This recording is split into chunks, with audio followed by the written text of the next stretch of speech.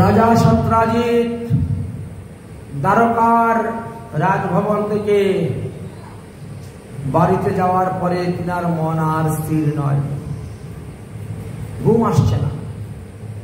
কি অন্যায়টা নিয়ে করলাম, শুধু শুধু দ্বারকাধীশকে বদনাম দিলাম। এই অপরাধ থেকে মুক্ত হওয়ার উপায় কি? মনে মনে চিন্তা করলেন। তারপরে তিনি স্ত্রীর সঙ্গে আলোচনা করতেছেন। কোন উপায় পাওয়া যাচ্ছে না অপরাধ মুক্তর জন্য। তখন সত্যজিৎ রাজা বলছে, তাহলে আমার মেয়ে সত্যভামাকে কৃষ্ণর কাছে বিয়ে দিয়ে দিব, আর যৌতুক রূপে এই মণিটা কৃষ্ণকে দান করবে। সত্যজিৎ রাজার স্ত্রী বলছে, কই তুমি তো মেয়ের বিয়ে ঠিক করে রেখে দিয়েছ আরেকজনের সঙ্গে। তার নাম হলো শতধন্বা। বিয়ের মঙ্গলাচরণ হয়ে গেছে, বিয়ের দিন তারিখ ঠিক হয়ে গেছে, আশীর্বাদ দেওয়া হয়ে গেছে, বিয়ে তো অর্ধেক হয়ে গেছে এখানে। আর এখন তুমি বলছো কৃষ্ণর কাছে বিয়ে দিয়ে দিবা। শতধন্বা কি তোমারে ছাড়বে? যা হোক, আমি তো কৃষ্ণর কাছে অপরাধী, আর সেই অপরাধ মুক্তের জন্য কৃষ্ণর কাছে বিয়ে দিব। আরে আমার মেয়ে যার খুশি তার কাছে বিয়ে দিব, তাতে কি হয়েছে? মেয়ে তো আমার। মঙ্গলাচরণ হয়েছে কি, আশীর্বাদ হয়েছে কি হয়েছে? বিয়ে তো এখনো হয় নাই।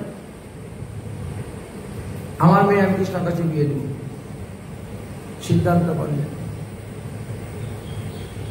পরের দিন সকালবেলায় একেবারে সত্যভামাকে সাজিয়ে গুজিয়ে একেবারে নিয়ে উপস্থিত দ্বারকায়। দ্বারকাধীশ জয় হোক। কি ব্যাপার সত্যজিৎ রাজা আপনি? হ্যাঁ বাবা, বড় অন্যায় করেছি, গতকালকে সারা রাত আমার ঘুম আসে নাই, শুধু মিথ্যা মিথ্যা তোমার উপর বদনাম হইল। বললাম মণিটা পোশাকারে রাখো, তাও রাখলে না। যে কাজ করো, তুমি আমার মেয়েকে বিয়ে করো, আর বিয়ের যৌতুক রূপে মণি দিয়ে দিবে। ভগবান বলছেন বিয়ে তো করবো, আগে একটু রুক্মিণীকে জিজ্ঞেস করে নেই, রুক্মিণী রাজি আছে কিনা। ও রুক্মিণী, দেখো সত্যজিৎ রাজা এসেছেন, তার মেয়ে সত্যভামাকে আমার কাছে বিয়ে দিতে। কি করো, বিয়ে করবো কি? তুমি কি রাজি? অনুমতি আছে তোমার? রুক্মিণী বলে, আমার অনুমতি নিয়ে কি করবেন? বলে, কেন তোমার অনুমতি তো বিয়ে করা যায় না, তুমি না বড় রানী মহিষ। বলে, বাহ বাবা, বড় রানী মহিষ যখন জাম্বুবতীকে বিয়ে করে নিয়ে আসবে তখন কেমন অনুমতি নিয়েছিলে? বলে, আর তখনের পরিস্থিতিটা অন্যরকম ছিল, তো পরিস্থিতি অন্যরকম ছিল। এখন তো তুমি সামনে আছো, বাড়িতে আছি, তাই তোমাকে একটু জিজ্ঞেস করছি, করো তোমার যা ভালো মনে করে তাই। ভগবান বললেন, ঠিক আছে, রুক্মিণী রাজি আছে, বিয়ে করতে পারি আপনার মেয়েকে, তবে মণি আমি নিব না। বিয়ে আমি করবো আপনার মেয়েকে, কিন্তু মণি নিব না। মণি কি হবে? আরে বাবা, একটা শাস্ত্রের নিয়ম আছে। মনু মহারাজ মনু, তিনি মনুসংহিতায় লিখেছেন, নিঃসন্তান জনের থাকে যে অর্থ ধন, সেই ধনের মালিক হয় দুহিতানন্দন। তো আপনার তো আর ভাইও নাই, আপনার আর ছেলে ফেলেও নাই, একটা মাত্রই মেয়ে। সুতরাং আপনি মারার পরে আপনার সমস্ত রাজ্যের মালিক হবে আপনার মেয়ের ঘরের নাতি। তো আমার ঔরসে আপনার মেয়ের ঘরে যে কয়টি সন্তান জন্ম নিবে তারাই হবে আপনার রাজ্যের রাজা, তারাই হবে মালিক। আপনি যখন নাতিমুখ দেখতে আসবেন তখন নাতিকে দান করে দিবেন, আমার কোনো আপত্তি নেই, কিন্তু আমি নিব না। মেয়ের ঘরের নাতিমুখ যে দর্শন করতে যায়, দর্শন করা মাত্রই তার সারা জীবনের পাপ থেকে সে মুক্ত হয়ে যায়। নাতিমুখ দর্শনের এমন দাম। তবেই তো দাদু দিদিমা এত উত্তম উত্তম ভালো ভালো দ্রব্য নিয়ে যায়। হ্যাঁ, সোনার চেন নিয়ে যায়, এটা নিয়ে যায়, সেটা নিয়ে যায়, বড় বড় মিষ্টির প্যাকেট নিয়ে যায়, হ্যাঁ, কত কিছু নিয়ে যায় নাতিমুখ দর্শন করার জন্য। সারা জীবন যা পাপ করেছে শেষ নাতিমুখ দর্শন করা মাত্র। তাহলে একটা সন্তান যখন জন্মগ্রহণ করে তখন সে কত বড় পবিত্র থাকে, তার দেহটা কত পবিত্র, তাকে দেখা মাত্র পাপ নাশ হয়ে যায়। কিন্তু এই সন্তান যখন বড় হয়ে পাপ কর্ম করে তখন কি অবস্থা, তখন তাকে দেখলে আরো পাপ হয়। কি যে লীলা ভগবানের। আচ্ছা, যাই হোক, সত্যভামাকে বিবাহ করলেন, বিয়ে 3টা করা হয়ে গেল শ্রীকৃষ্ণের। সত্যভামাকে বিয়ে করার কদিন পরেই হস্তিনাপুর থেকে সংবাদ এসেছে পঞ্চপাণ্ডবরা লাক্ষাগৃহে পড়ে মরে গেছে। লাক্ষাগৃহ দুর্যোধনের চক্রান্ত করা সেই লাক্ষাগৃহ, ওর মধ্যে পঞ্চপাণ্ডবরা গিয়েছিল বাস করার জন্য, শিবরাত্রি ব্রত উপলক্ষে উৎসব করার জন্য। আর ওখানে আগুন লেগে গেছে, সবাই পড়ে মরে গেছে। বসুদেব দেবকী কাঁদতে শুরু করেছেন, উগ্রসেন মহারাজ কান্না করতেছেন। বসুদেবের তো আপন বোন কুন্তী দেবী। বসুদেবের 5 জন বোন ছিলেন, অর্থাৎ শ্রীকৃষ্ণের 5 জন পিসি ছিলেন, আর 18 জন মা ছিলেন। বসুদেব 18টা বিয়ে করেছিলেন, সবাই আছে। বসুদেবের আদরের বোন কুন্তী, আরে আমার ভাগ্নাগুলা পুড়ে মরে গেল, আরে যা যা কৃষ্ণ যা, একটু সত্য মিথ্যা যাচাই করে নিয়ে আয়, একটু দেখে আয় তো, আমার তো বিশ্বাস হয় না রে। তাই ভগবান শ্রীকৃষ্ণ বলরামকে সঙ্গে করে রওনা হয়ে গেছেন হস্তিনাপুরে পঞ্চপাণ্ডবের সংবাদ নেওয়ার জন্য, মা কুন্তীকে সান্ত্বনা দেওয়ার জন্য, দ্রৌপদীকে সান্ত্বনা দেওয়ার জন্য রওনা হয়েছে। পঞ্চপাণ্ডব পুরে মারা গিয়েছিলেন। কৃষ্ণ বলরাম যখন দ্বারকার থেকে চলে গেছেন, ওই শতধন্যা মাথা নাড়া দিয়ে উঠেছে। শতধন্যা অক্কুর আর কৃতবর্মাকে নিয়ে বসে যুক্তি করে, এই দেখ দেখ, আমার সঙ্গে সত্যভামার বিয়ে ঠিক হলো, কথাবার্তা ঠিক হলো, বিয়ের তারিখ ঠিক হলো, আর শেষে আমার কাছে না বিয়ে দিয়ে কৃষ্ণের কাছে বিয়ে দিয়ে দিল। চিন্তা কর, না পাইলাম আমি এই সত্যভামাকে, আর না পাইলাম সামন্ত পঞ্চক মণি, না পাইলাম সত্যজিৎ রাজার রাজ্য। এক বিয়েতে আমার 3 কাজ হয়ে যেত, 3টা পেয়ে যেতাম, কোনোটাই পেলাম না। আমার কপাল খেয়ে আমার কৃতব্রহ্মা আর অক্ষর বুদ্ধি দিচ্ছেন, আরে এখন সুযোগ আছে, এখন কৃষ্ণ বলরাম দ্বারকায় নাই, ওই সুযোগে যা, যে সত্রাজিতের কাছ থেকে মণিটা চুরি করে নিয়ে যা। মেয়ে পাইলাম আর না পাই, রাজ্য পাই আর না পাই, মণিটা তো নেই। এই মণি নিলে এই মণি থেকে 8 বার সুবর্ণ ডেইলি প্রসব করবে, তাহলে তুমি কত বড় বড় লোক হইতে পারবে, রাজা হইতে পারবে। সত্যি তো 3 জনের কাছ থেকে বুদ্ধি দিল। বুদ্ধি নিয়ে এবার তিনি গিয়ে উপস্থিত হয়েছেন রাতের অন্ধকারে সত্রাজিৎ রাজার ঘরে। পশুকে যেভাবে অস্ত্র দিয়ে বলি দেওয়া হয় কুপিয়ে, ওই রকম ভাবে সত্রাজিৎ রাজার সঙ্গে যুদ্ধ কুপাতে শুরু করেছে। কুপিয়ে সত্রাজিৎ রাজাকে মেরে ওই মণি নিয়ে দৌড়ে পালিয়ে এসেছে। রানী চিৎকার করে কান্না করতে শুরু করেছে। মণি নিয়ে এসে এখন শতধন্যা কৃতব্রহ্ম অক্ষরকে বলছে, ভাই মণি তো নিয়ে এসেছি, এখন কি করবো? কি করবে? মণি নিয়ে পালা। বলে পালিয়ে যাব কোথায়? এক কাম করো, মণি তোদের কাছে রাখ আর আমি পালিয়ে যাই। যদি প্রাণে বেঁচে যাই তাহলে আসবো, 3 জনে মণি থেকে যা শূন্য সুবর্ণ বেরোয় ভাগাভাগি করে নিব। মরে গেলে তো মরে গেলাম ভাই, তোরাই মণি ভোগ করিস। বন্ধু তো 3 জন বড় অন্তরঙ্গ বন্ধু ছিলেন। মণি দিল অক্ষরের কাছে জমা। অক্ষরের কাছে জমা দিয়ে কিন্তু শতধন্যা নিজের প্রাণ নিয়ে পালালো। কিছুদিন আত্মগোপন করে থাকি। এদিকে সত্রাজিৎ রাজার পরিবার থেকে গিয়ে সংবাদ পৌঁছে গেছে দ্বারকায়, শতধন্বা সত্রাজিৎ রাজাকে বধ করে মণি নিয়ে চলে গেছে। সত্যভামা তো একেবারে রেগে উঠেছেন। হ্যাঁ, এত বড় সাহস! সে আমাকে বিয়ে করতে পারে নাই বলে আমার বাবাকে মেরে মণি নিয়ে গেছে। তাহলে তার বিবাহের উদ্দেশ্য ভালো ছিল না। সে তো লুভে পরে আমাকে বিয়ে করতে গিয়েছিল, মণির লুভে। না হলে সে আমার বাবাকে বধ করবে কেন? মহারাজ উগ্রসেন, আপনি অনুমতি দিন, আমি এখনই হস্তিনাপুরে যাব। শ্রীকৃষ্ণ বলরাম দাদার সঙ্গে মিলিত হব। যে শতধন্বা আমার পিতার মস্তক কেটেছে, আমি তার কাটা মাথা চাই। তার কাটা মাথার উপরে দাঁড়িয়ে আমি স্নান করব। পিতৃ হত্যার প্রতিশোধ আমি চাই। উগ্রসেন অনুমতি দিলেন, রথ লোকজন দিলেন।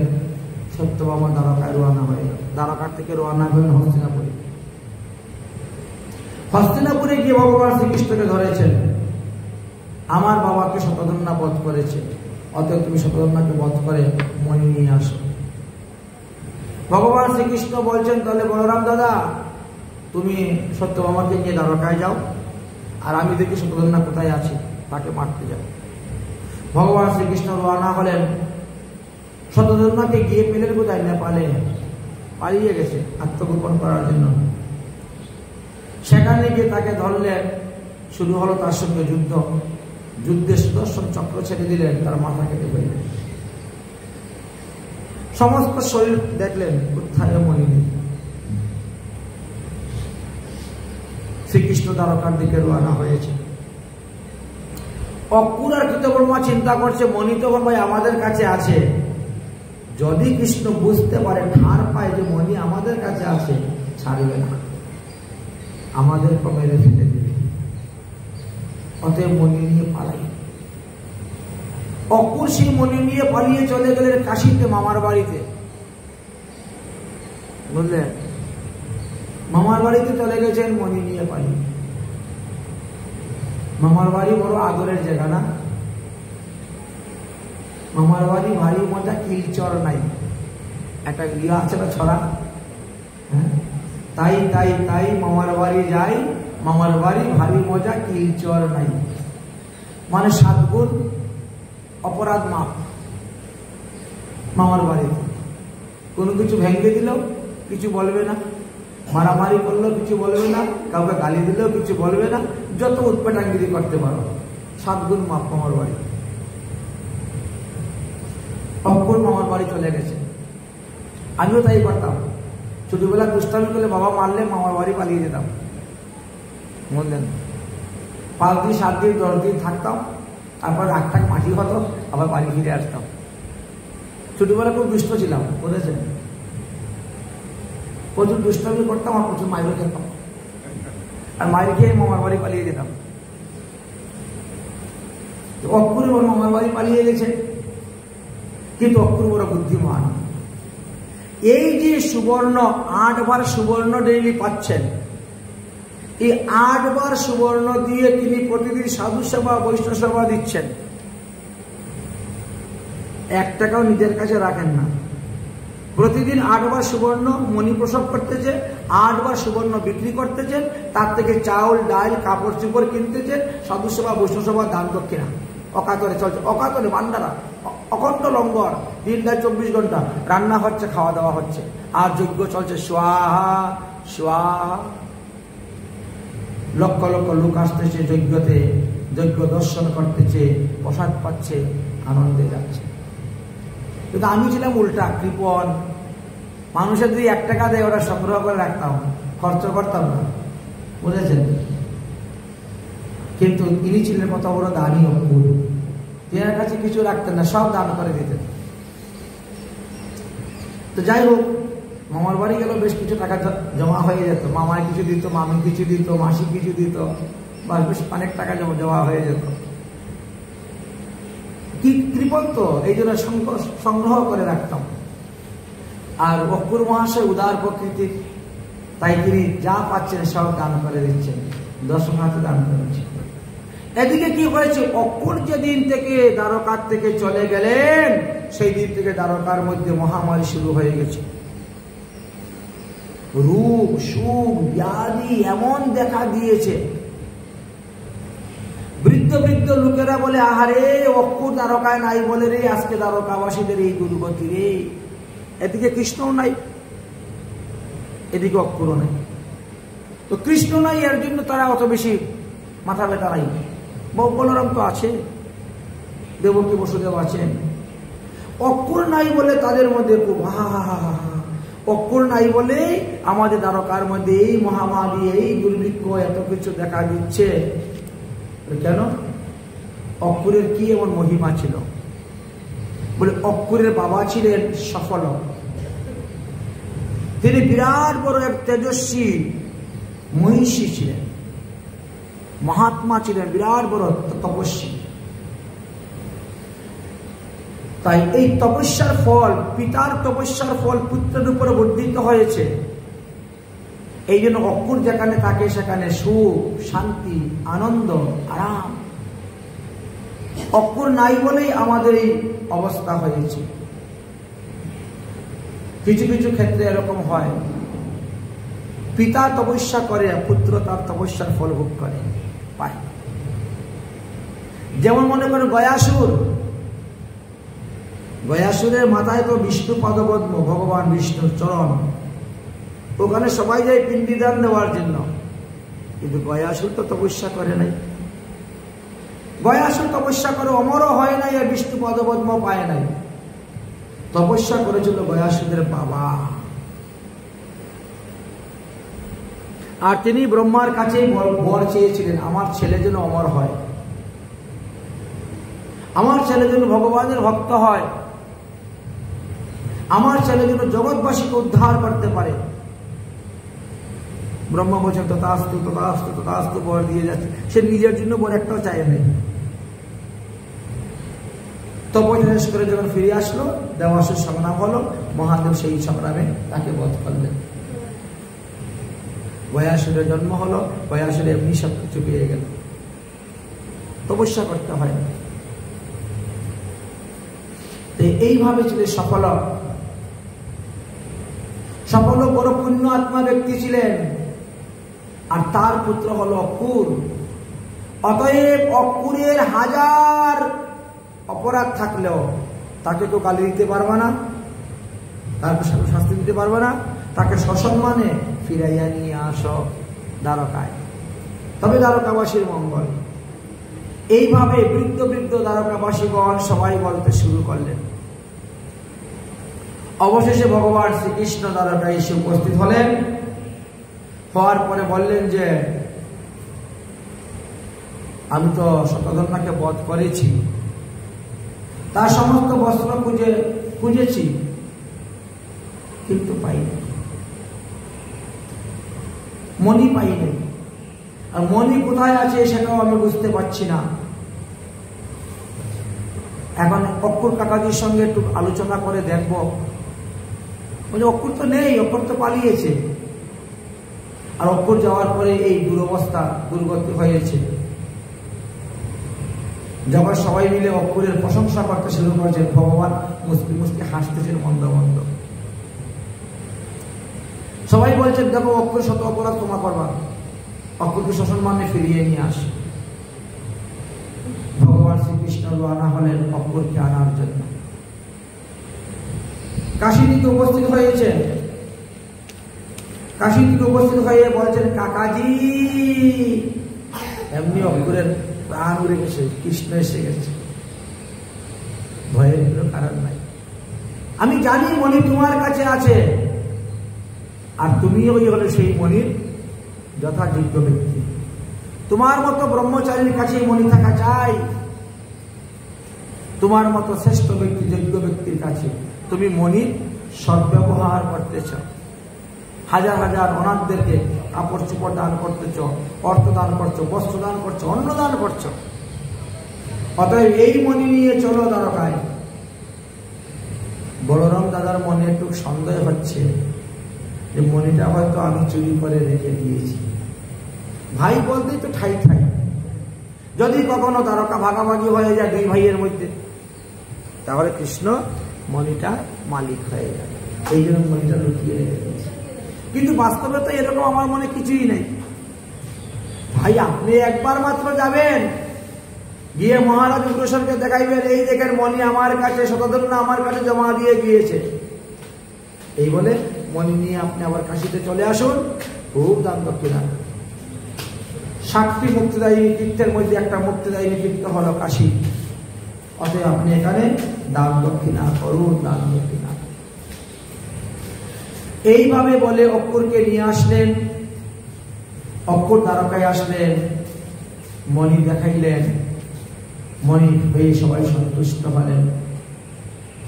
এবার সংবাদ আসলো হস্তিনাপুর থেকে যে পঞ্চপাণ্ডবরা এখনো জীবিত আছে, পঞ্চপাণ্ডবরা মারা যায় নাই। উগ্রসেন বসুদেব বলছে, তাহলে কৃষ্ণ যা যা যা, একটু পঞ্চপাণ্ডবের সঙ্গে দেখা কর, ওদেরকে নিয়ে আয় আমাদের এখানে দ্বারকায়। ভগবান শ্রীকৃষ্ণ আবার গেলেন হস্তিনাপুরে। হস্তিনাপুরে যাওয়ার পরে স্নেহময়ী বিমলা কুন্তী দেবী কৃষ্ণকে কত আদর করলেন, কত যত্ন করলেন, কত ভাবে যে সমাদর করলেন। কুন্তী দেবী বলছেন, হে কৃষ্ণ, তুমি আমাদেরকে আপনজন মনে করে আমাদের কুশল বার্তা জানার জন্য তুমি বারবার আসছ। একবার তুমি অক্কুরকে প্রেরণ করেছিলে, তাই আমরা অত্যন্ত প্রসন্ন তোমার। কুন্তী দেবীর সঙ্গে বেশ কিছুদিন অবস্থান করলেন শ্রীকৃষ্ণ। অর্জুন শ্রীকৃষ্ণ থেকে অল্প কয়েকদিনের ছোট, এই জন্য অর্জুনের সঙ্গে সূক্ষ্ম ভাব, কৃষ্ণের সূক্ষ্ম ভাব।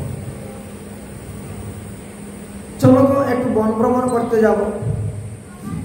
জঙ্গলের মধ্যে না বেশি বাঘ সিংহের উৎপাত হয়েছে, এইগুলোকে একটু মেরে কমাতে হবে। এই জন্য বাঘ সিংহ হিংস্র প্রাণীদেরকে মারার জন্য, শিকার করার জন্য ভগবান শ্রীকৃষ্ণ অর্জুনকে সঙ্গে করে রওনা হয়েছে জঙ্গলে। অনেক বাঘ, অনেক সিংহ বধ করেছে। করতে করতে যমুনার ধারে গিয়েছেন। যমুনা নির্মল জল পান করবেন, স্নান করবেন। এমন সময় দেখা যায় যমুনার তীরে অনতি দূরে এক বালিকা বসে তপস্যা করতেছে। ভগবান শ্রীকৃষ্ণ বললেন, যাও তো ওই মহিলাটা কে তপস্যা করতেছে জিজ্ঞেস করে আসো তো। অর্জুন গিয়ে উপস্থিত হয়েছে। অর্জুন গিয়ে বলছেন, আপনি কে, কার কন্যা, কেন এই ঘোর জঙ্গলে বসে তপস্যা করছেন, উত্তর দিন। তখন সেই কন্যা উত্তর দিলেন, কালিন্দী ইতি সমাখ্যানাম বসামি যমুনা জলে নির্মতি ভবনম পিত্রা যাবচ্যুত দর্শনম। আমি হলাম সূর্যদেবের কন্যা, আমার নাম কালিন্দী, যমুনা। আমি শ্রীকৃষ্ণকে প্রাণ প্রতিরূপে পাওয়ার জন্য এখানে তপস্যা করতেছি বসে।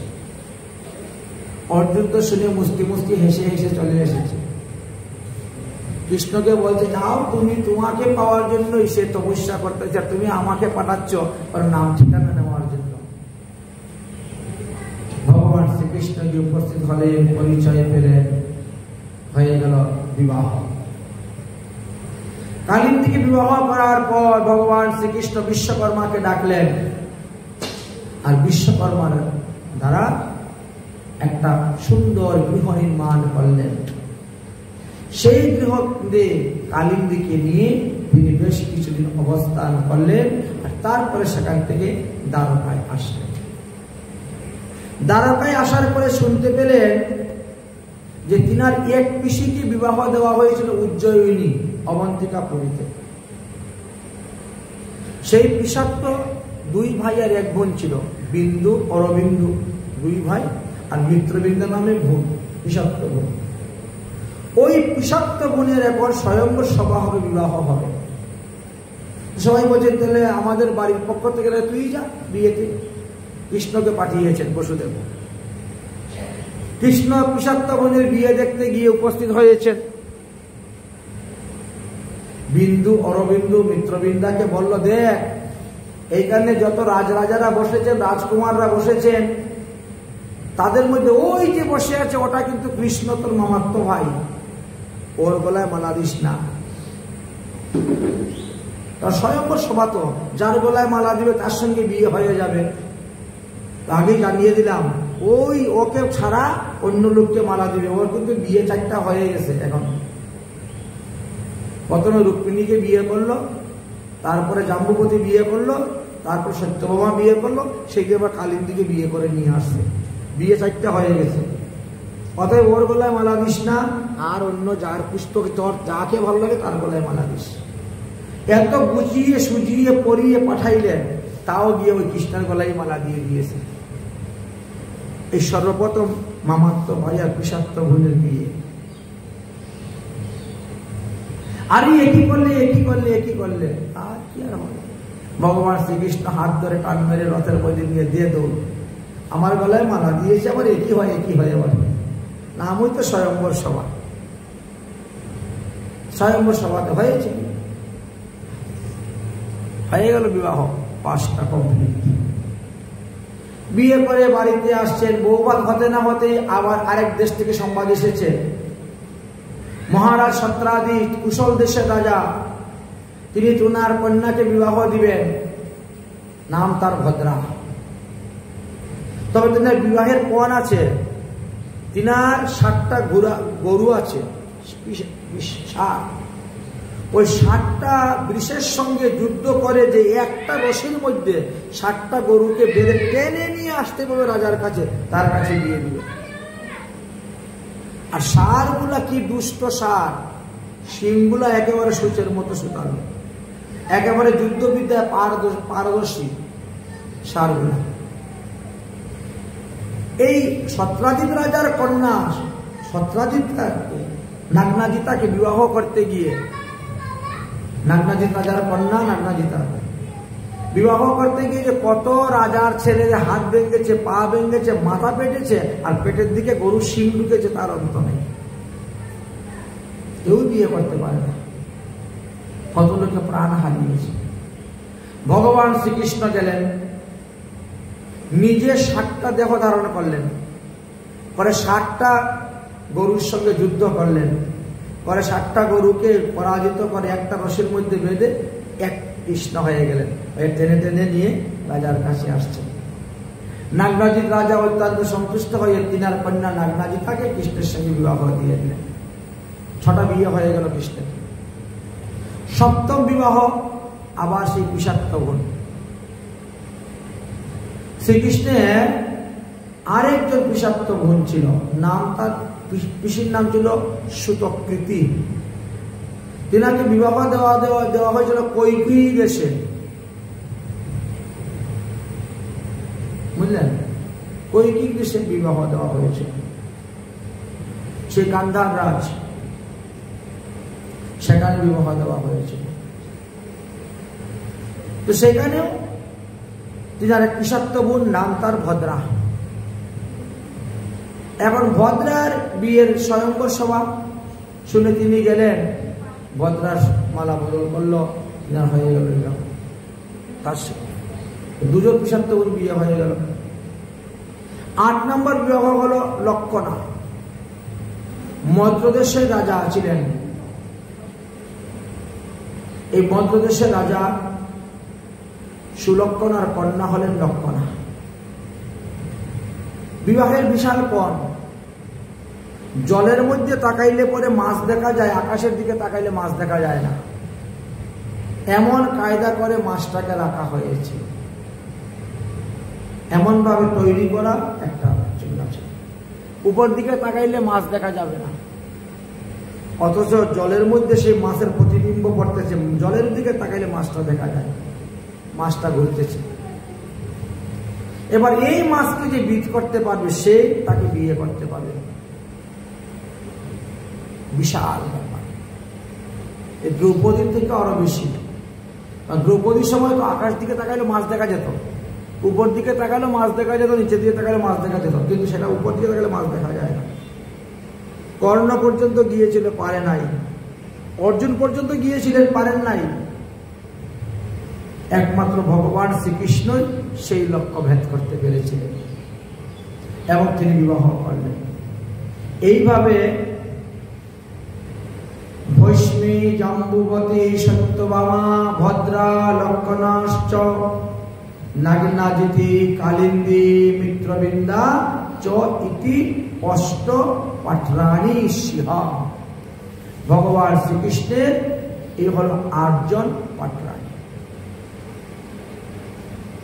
এবার ভগবান শ্রীকৃষ্ণ 8 জনকে নিয়ে খুব সুখে সংসার করতেছেন। একদিন দেবরাজ ইন্দ্র এসে উপস্থিত। দেবরাজ ইন্দ্র এসে বলছেন, হে দ্বারকাধীশ, নরকাসুর নামে এক অসুর, ভূমিপুত্র, একে ভৌমাসুরও বলা হয়, সে অত্যন্ত অত্যাচারী হয়ে উঠেছে। সে আমাদের দেবতাদের নন্দন কানন চুরি করে নিয়েছে, দখল করে নিয়েছে। আমার মায়ের কানের কুণ্ডল চুরি করে নিয়েছে, বরুণ দেবীর ছত্র চুরি করে নিয়েছে। মুরাসুর আদি অত্যন্ত অসুরগণের সঙ্গে সে বাস করে, তার সঙ্গে আরো 10,000 ঘুর দৈত্যগণ বাস করেন। প্রাগ জ্যোতিষপুর নামে একটি স্থানকে রাজধানী বানিয়েছে। দেবাদিদেব মহাদেবের তপস্যা করেছে অমর বর লাভের জন্য। দেবাদিদেব মহাদেব তাকে বর দিয়েছেন, স্বামী স্ত্রী মিলে কেউ যদি একসঙ্গে একই আসনে বসে তোমার বাড়িতে এসে পৌঁছে, তাহলে সেদিন তোমার মৃত্যু হবে। আর এর জন্য সে এমন ভাবে বাড়ি তৈরি করেছে, তার যেখানে ঘর তৈরি করা আছে, থাকার ঘর, তার উপরের দিকে মোটা মোটা রশি দিয়ে জাল বানিয়েছে, যাতে আকাশ মার্গে বিমান নিয়ে কেউ ঢুকতে না পারে। বিশাল বড় বড় মোটা মোটা জাল, রশি দিয়ে জাল বানিয়েছে। তার বাড়ির চতুর্দিকে সহস্র সহস্র পাহারাদার, দিনটা 24 ঘন্টা দাঁড়িয়ে পাহারা দেয়। তারপরে বিশাল বড় একটা খাল, খালের মধ্যে দিনটা 24 ঘন্টা গরম বায়ু প্রবাহিত হয়, ঘূর্ণিবায়ু। বায়ুতে যে পড়বে সেই মরবে। তারপরে আবার কিছু জনবসতি লোকের ঘর, এরাও সব পাহারাদার, জাগ্রত সৈন্য। তারপরে আবার একটা পরিখা, মানে বিরাট বড় খাল। এই খালের মধ্যে 24 ঘন্টা আগুন জ্বলে। এই আগুন পার হয়ে কে আসবে ঢুকবে? তারপরে আবার জনবসতি, লোকের বাড়িঘর। তারপরে আবার একটা বিরাট পরিখা, আবার খাল। সেই খালে পরিপূর্ণ জল, গভীর। তারপরে আবার একটা কিল্লা, লম্বা উঁচু করে। জল থেকে উঠার মতো রাস্তা নাই। দিকে দেখেছেন না কিল্লা, দিকের কিল্লা? কেমন করে উঠবেন আপনি? রাজাকে আক্রমণ করবেন। এইভাবে নিজের প্রাণ রক্ষার জন্য তিনি এত কিছু তৈরি করে রেখে দিয়েছেন।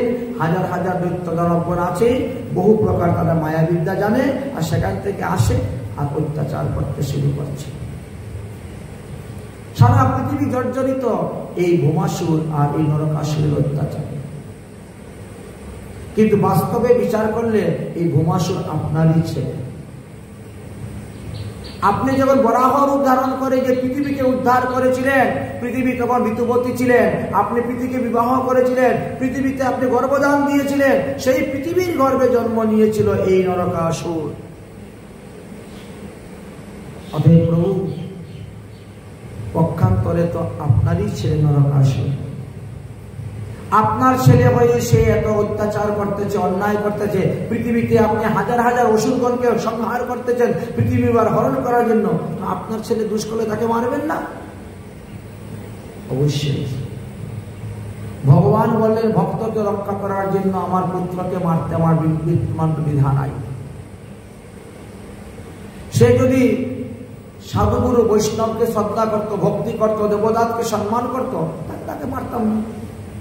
সে যখন সবকিছু লঙ্ঘন করে নিয়েছে, তাহলে অবশ্যই আমি তাকে মারব। চিন্তা করো, যাও, সে আমার পুত্র হইল, আমি তাকে বধ করব। ভগবান শ্রীকৃষ্ণ রূপ সত্যভামাকে বলে, সত্যভামা চলো আজকে তো স্বর্গ থেকে ঘুরে আসি তোমাকে নিয়ে। সত্যভামাকে রথের মধ্যে বসিয়েছেন, আর সত্যভামা পৃথিবী দেবীর অবতার। এই পৃথিবী মা, ভূমা, এই সত্যভামা রূপে আসছে।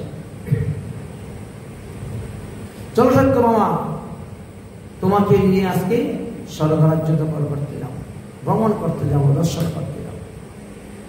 বলে রওনা হয়েছে, রওনা হয়েছে, যাচ্ছেন। যেতে যেতে বলে, বাবা দেখ দেখ কি সুন্দর একটা রাজ্য দেখা যাচ্ছে, চলো ওই রাজ্যটা ঘুরে আসি। একসঙ্গে স্বামী স্ত্রী দুজন একই বিমানের মধ্যে বসে রওনা। বিমান থেকে ঢাল অস্ত্র দিয়ে রশি কাটলেন, যে জাল পাতি জাল পেতেছিল, কেটে বিমান নিয়ে ঢুকে গেলেন ভিতরে। শুরু হলো যুদ্ধ। যুদ্ধ করতে করতে করতে করতে ভৌমাসুরকে বধ করলেন, মূঢ়দৈত্য আদি এদেরকে বধ করলেন, সবাইকে বধ করলেন। বধ করার পর কারাগারে গিয়ে যখন সবাইকে মুক্ত করবে, তখন দেখা যায় ওরে বাবা 16,100টা যুবতী নারী। তার ইচ্ছা ছিল 21,000 নারী একসঙ্গে বিয়ে করবে। তাই যেখানে যেখানে যত সুন্দর সুন্দর নারী পায় সবাইকে ধরে নিয়ে আসে, এখানে ঢুকিয়ে রাখে, বন্দী করে রাখে। বিয়ের বাসর থেকে চলে আসে, কুঞ্জ থেকে চলে নিয়ে আসে, স্কুল থেকে নিয়ে আসে, মাঠ ঘাট বাজার যেখানে পায় দিয়ে সুন্দর সুন্দর রমণী ধরে নিয়ে চলে আসে। দেবকন্যা, দেবী কন্যা, ঋষি কন্যা, মুনি কন্যা, নাগ কন্যা, গন্ধর্ব কন্যা, যক্ষ কন্যা, রক্ষ কন্যা, মনুষ্য কন্যা, গন্ধর্ব কন্যা, অপ্সরা, যা পায় সুযোগ পেলে হরণ। এইভাবে 16,100টা কন্যাকে ধরে রেখেছে। সংকল্প 21,000 হইলে বিয়ে করো। তার মধ্যে ভগবান তাকে সংহার করলেন, করে এবার সেই কন্যাদেরকে উদ্ধার করলেন। কন্যাদেরকে উদ্ধার করে বললেন, এবার তোমরা প্রত্যেকে প্রত্যেকের বাপের বাড়ি চলে যাও, প্রত্যেকে প্রত্যেকের স্বামীর বাড়ি চলে যাও। তারা বলছেন, না বাপ, না ভাই, না স্বামী, কেউ আমাদেরকে গ্রহণ করবে না। সবাই আমাদের চরিত্র নিয়ে সন্দেহ করবে, হাসাহাসি করবে। নরকাসুরের বাড়িতে তুমি এতদিন থেকে এসেছ, সবাই আমাদের চরিত্র নিয়ে সন্দেহ করবে, কত কথা বলবে, মন্দ কথা বলবে, কেউ আমাদের গ্রহণ করবে না, কোন পুরুষ আমাদেরকে বিবাহ করবে না। কিন্তু তুমি তো অন্তর্যামী ভগবান, তুমি তো সবার অন্তরের কথা জানো, কে সৎ কে অসৎ, কে সতী কে অসতী। তুমি কর্তুম অকর্তুম সব করতে পারো, অতএব তুমি আমাদেরকে বিবাহ করে আমাদেরকে রক্ষা করো। এছাড়া আর কোন পুরুষ পৃথিবীর আমাদের বিবাহ করবে না। ভগবান শ্রীকৃষ্ণ তখন কি করবেন? রাজি হলেন, আর এইভাবে তাদেরকে বিবাহ করলেন। এইভাবে ভগবান শ্রীকৃষ্ণ 16,108টা বিবাহ করা হয়ে গেল। এবং প্রত্যেক স্ত্রীর গর্ভে 10টা করে পুত্র সন্তান, 1টা করে কন্যা সন্তান দিলেন। তাহলে ভগবান শ্রীকৃষ্ণের কতগুলো ছেলে ছিল? 1,61,080টা পুত্র ছিল ভগবান শ্রীকৃষ্ণের, আর 16,108টা মেয়ে ছিল। এরা বড় হলো, এরা বিবাহ করলো, করতে করতে তো বিরাট বড়, হতে হতে 56 কোটি বংশ। যাই হোক, এদিকে দেখতে দেখতে 18 বৎসর, এই 18 বৎসরের মধ্যে কিন্তু এত কিছু হয়েছে।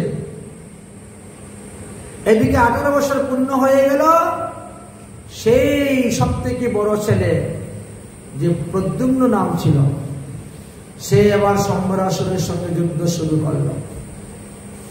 শম্বরাসুরের সঙ্গে যুদ্ধ করে শম্বরাসুরকে পরাজিত করল। শম্বরাসুরকে বধ করে তার স্ত্রীকে সে নিয়ে এসে দ্বারকায় উপস্থিত হয়েছে। সকালবেলা এসে উপস্থিত হয়েছেন, মা মা দরজা খুলো, বাবা বাবা দরজা খুলো, দ্বারকায় ডাক। রুক্মিণী তাড়াতাড়ি দরজা খুলছে, দরজা, তোমরা কে? তোমাদেরকে তো চিনতে পারছি না। কিন্তু প্রদ্যুম্ন দেখতে একেবারে কৃষ্ণের মতন হুবহু, অবিকল কৃষ্ণ। কিন্তু কৃষ্ণ তো ঘরে বসে আছে। অগো দেখো দেখো দেখো কে এসেছে, একেবারে তোমার মতো অবিকল চেহারা, দেখো কে এসেছে। ভগবান শ্রীকৃষ্ণ আসছে। আরে তো আমারই পুত্র, বড় পুত্র, তোমার সেই বড় পুত্র প্রদ্যুম্ন। দেবশ্রী নারদ আসলেন। প্রদ্যুম্ন কিভাবে বেঁচে গেল, কিভাবে প্রাণ ফিরে গেল, কিভাবে তার বউ নিয়ে আসলো, সমস্ত ঘটনা খুলে বললেন। রুক্মিণী কত আনন্দের সহিত 18 বৎসর পরে পুত্রকে পেয়েছেন। পুত্র বধূ সহ ঘরে বরণ করে নিয়ে গেলেন। শুরু হলো উৎসব। 18 বৎসর পরে হারানো পুত্রকে ফিরে পেলেন, আর যখন পেলেন বৌমা সহ পেলেন, কি আনন্দ, উৎসব করলেন। এইভাবে বেশ কিছু দিন গত হয়ে গেল।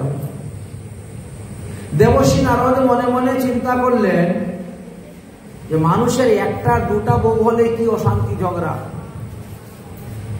একটার জায়গায় দুটা যদি হয় তাহলে সংসারের মধ্যে শান্তি নাই, কত অশান্তি ঝগড়া যাচ্ছে।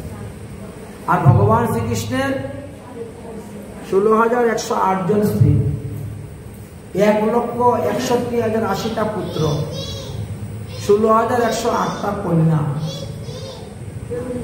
অথচ কত সুন্দরভাবে চলছে এদের সংসার। কি আশ্চর্য! দেখি ভগবানের কিছু বৈভব দেখতে যাই, দেখে আসি ভগবানের বৈভব। কিন্তু বৈভব যখন দেখতে গিয়েছেন তখন চিন্তা করলেন ভগবানকে দেখতে যাচ্ছি, খালি হাতে যাওয়া তো উচিত নয়, কিছু নিয়ে যেতে হয়। কি নিয়ে যাবেন?